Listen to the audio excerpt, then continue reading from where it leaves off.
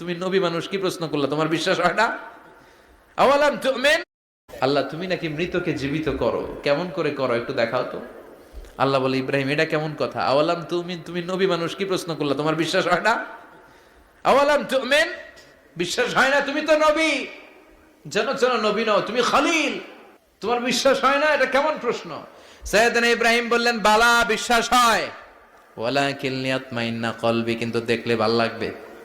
আল্লাহ কেমন করে মৃতরে জীবিত করো তুমি দেখাও। আল্লাহ বললেন, 4টা পাখিরে টুকরা টুকরা করো, জবাই করো, টুকরা টুকরা করো, পায়ের সাথে মাথা মিশাও, মাথার সাথে কলিজা মিশাও, টুকরা টুকরা করে ওই পাহাড়ের মধ্যে ছিটিয়ে দিয়ে আস। এরপরে এই পাশে এসে সুম্মা দুহুন্না ইয়াতিনাকা সায়া, আমার নামে পাখিগুলারে ডাক দাও।